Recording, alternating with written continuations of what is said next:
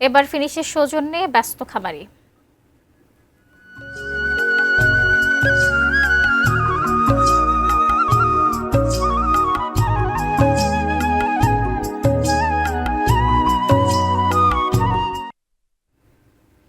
এবছর ঈদুল আজহায় চট্টগ্রামে কোরবানির পশু লালন পালন উল্লেখযোগ্যভাবে কমেছে। গত বছরের চেয়ে এবার জেলায় পশুর সংখ্যা প্রায় ৭৮,০০০ কম। চট্টগ্রাম থেকে আদিত্য সুমনের পাঠানো তথ্য, প্রতিনিধি মনিরুল ইসলাম পারভেজের তথ্যে ডেস্ক রিপোর্ট। বিগত কয়েক বছরের মধ্যে চট্টগ্রামে এবার গবাদি পশুর লালন পালন সবচেয়ে কম।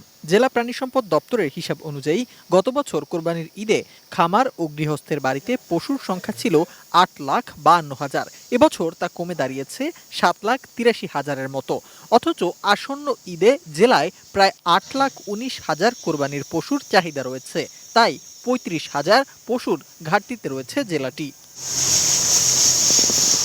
সংশ্লিষ্টরা মনে করছেন এবারও উত্তরের জেলাসহ দেশের বিভিন্ন স্থান থেকে কোরবানির পশু আসবে হাটগুলোতে। শেষমেশ ক্রেতাদের চাহিদা মিটবে বাইরের জেলা থেকে আসা কোরবানির পশুতেই। আমাদের শর্ট আছে ৩৫,৫০০ গরু বা ছাগল বেড়া মানে সব মিলে কোরবানির উপলক্ষে কুষ্টিয়া, ফরিদপুর, সিরাজগঞ্জ,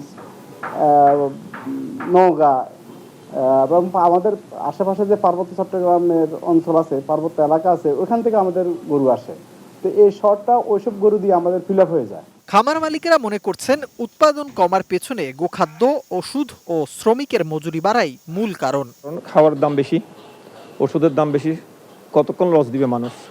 সব কিছু রেডি করার পর দেখি ওই কোরবানির টাইমে সেল করার সময় ওই প্রাইসটা পাওয়া যায় না।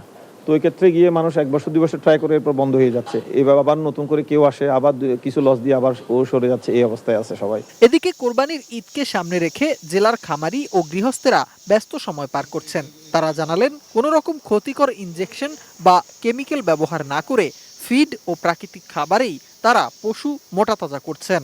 12-13 রকমের একটা দানাদার ইউজ হয়। এখানে হচ্ছে কুড়া, পাতাবুসি, সয়াবিন, খোল, ভুট্টা ভাঙ্গা, এগুলা দিয়ে আমরা একটা মিক্সার রেডি করে এগুলাই গরুকে খাওয়াই থাকি। আল্লাহর রহমতে আমরা ওখানে কোনো বাড়তি কোনো খাবার দেই না। আমরা যা কিছু দেই আমরা নিজেরাই তৈরি করি। এখানে শুকনা ঘাস, কাঁচা ঘাস এবং কি দানাদার খাবারগুলা, এর বাদ দিয়ে আমরা কোনো খাবার খাওয়াই না।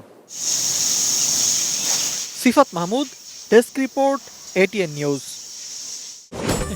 ফিনিশ আপনার ঘরবাড়ি ও আঙ্গিনা সকল কীটপতঙ্গ ধ্বংস করে। মশা, মাছি এবং জীবাণুমুক্ত পরিবেশের জন্য ফিনিশ স্টেবল ব্লিচিং পাউডার ও ফিনিশ লিকুইড ব্যবহার করুন।